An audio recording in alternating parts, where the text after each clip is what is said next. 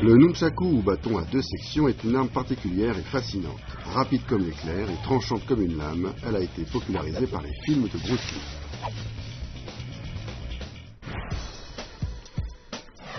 Bassam Hayati est tunisien. C'est un grand amateur d'arts martiaux chinois et il a toujours rêvé d'apprendre le nunchaku.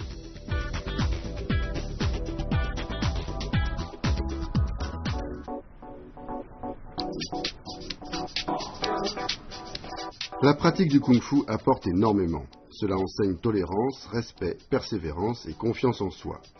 On sait tous que Bruce Lee, dans ses films, faisait souvent usage du nunchaku. Il le maniait avec aisance et une grande habileté. Le maniement du nunchaku est beau à voir. Cela peut être un art de démonstration, mais c'est aussi et surtout une arme de défense. Wang Jianhua est professeur de Wushu. Elle enseigne les arts martiaux à l'université. Le nunchaku est une arme courte non conventionnelle, son maniement est rapide et dangereux. En situation de combat, le nunchaku permet des frappes distantes et améliore l'habileté. La pratique du nunchaku permet donc de se protéger tout en se renforçant physiquement. À partir d'aujourd'hui, nous allons suivre l'entraînement de Bassam et apprendre le nunchaku avec le professeur Wang.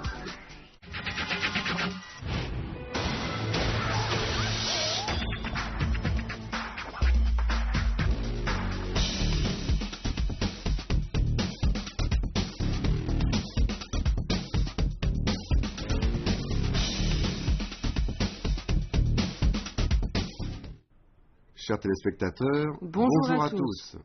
Je suis Bassam Hayati. Je suis Wang Jianhua. Je suis très heureux d'apprendre le nunchaku avec professeur Wang. Aujourd'hui, l'un de mes rêves se réalise et je compte m'entraîner très sérieusement. Très bien. Alors commençons. Il n'y a pas de raccourci dans l'apprentissage. Nous devons commencer par les bases. Aujourd'hui, nous allons apprendre comment tenir le nunchaku, ainsi que les positions et les techniques de base.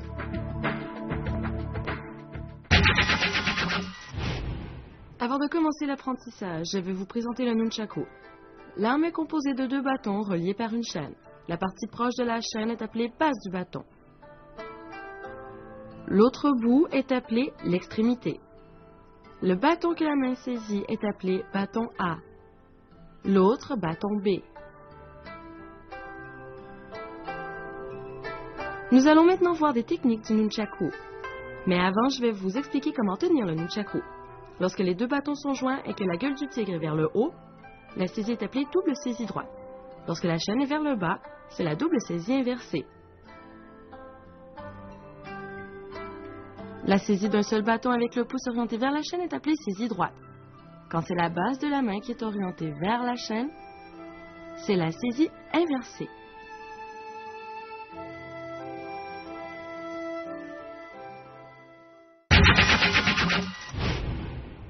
Chers téléspectateurs, aujourd'hui avec professeur Wang, nous allons apprendre tous ensemble les mouvements de base. Nous allons voir des positions de base. Tout d'abord, la position de base ou la garde. On se tient droit, pied serré, le pied droit recule, les deux genoux sont fléchis, le centre de gravité est entre les deux jambes. Les deux bras pliés se placent devant soi, le poing gauche est fermé, la main droite tient le nunchaku. Le menton légèrement rentré, les yeux regardent devant.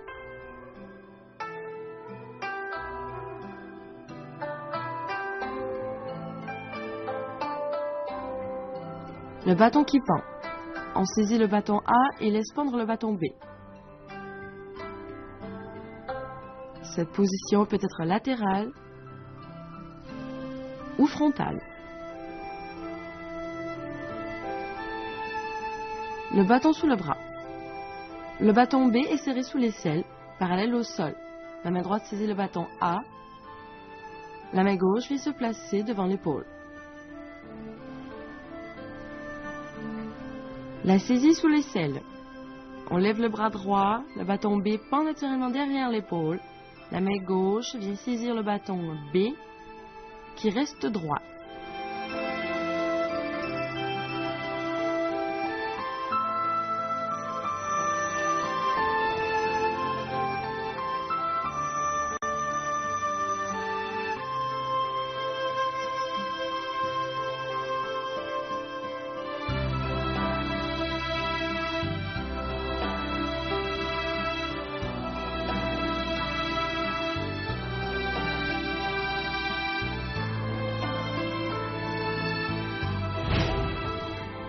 la garde. La main droite est en double saisie droite à hauteur du menton. Le bâton qui pend. La main droite saisit le bâton A en saisie droite. Le bâton B pend naturellement devant soi ou sur le côté. Le bâton serré sous le bras. L'aisselle droite serre l'extrémité du bâton B. La chaîne est tendue. La saisie sous l'aisselle. Le bras droit se lève. La main gauche vient saisir le bâton B sous l'aisselle droite. La chaîne est tendue. Chers téléspectateurs, je parie que vous aimez le nunchaku autant que moi. On se repose un instant et on se retrouve pour continuer notre apprentissage. Professeur Wang, le nunchaku vient-il de Chine? Oui, à l'origine, le nunchaku vient d'un instrument agraire appelé le fléau. Il a ensuite changé d'apparence et s'est appelé le bâton du fléau. Sous la dynastie Song, il a été exporté au Japon et s'est peu à peu développé pour prendre la forme qu'on lui connaît aujourd'hui, et il en existe de différentes matières. Et quelle matière je dois choisir pour mon nunchaku?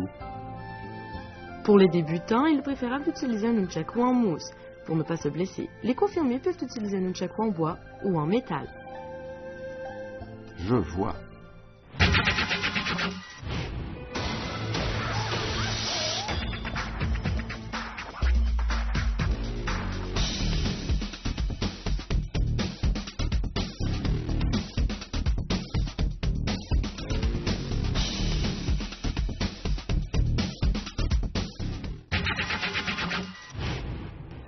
Parmi les techniques du nunchaku, nous allons maintenant voir le jeté et la récupération. On commence en garde, la main droite tient le nunchaku en double saisie droite. Lâchez le bâton B et jetez-le vers l'avant. Le bâton B va pendre naturellement. La main droite se lève et récupère le bâton B. Refaites-le plusieurs fois et remettez-vous en garde.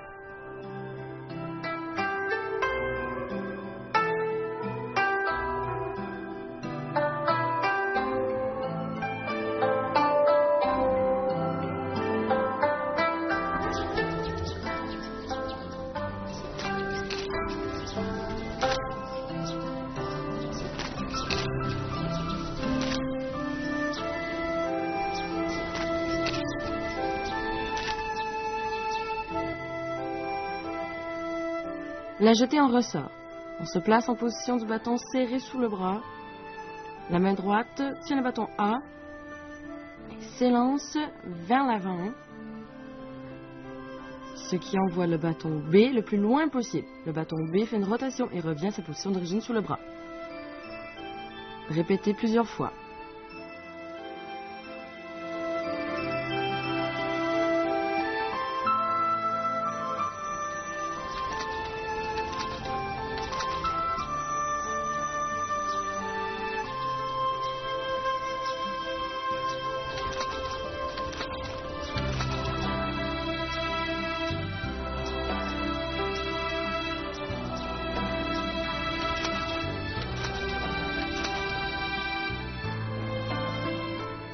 Voici maintenant la frappe vers le bas en saisie double. On se tient droit, les poings serrés, la main droite tient le nunchaku en saisie double. Le bras droit se plie et se lève, la paume gauche est tendue devant soi. Le pied gauche s'avance et la main droite vient frapper obliquement vers le bas. On ramène le pied droit au niveau du pied gauche, puis on avance le pied droit devant soi, le corps pivote vers la droite. On exécute une frappe oblique vers le bas de l'autre côté, alors que la paume gauche devant soi.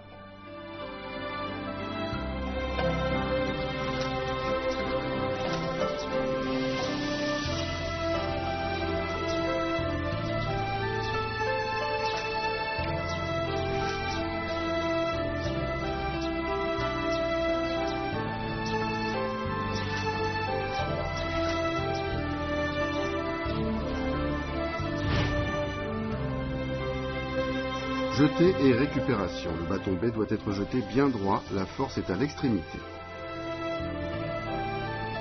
Jeté en ressort, l'émission explosive de la force se fait quand le bâton B est placé au niveau du poignet droit.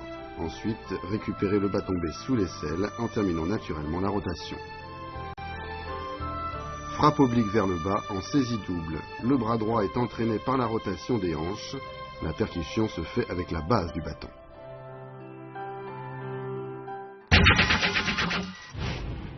Chers téléspectateurs, nous avons appris de nouvelles techniques aujourd'hui, mais certaines d'entre elles sont difficiles. J'ai quelques questions à poser au professeur.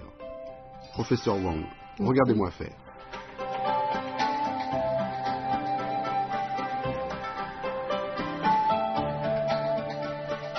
Ok. Quand tu jettes le bâton vers l'avant, il faut qu'il soit bien perpendiculaire au sol.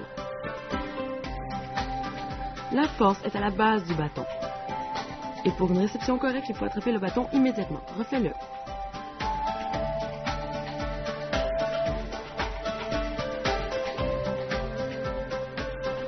Voilà.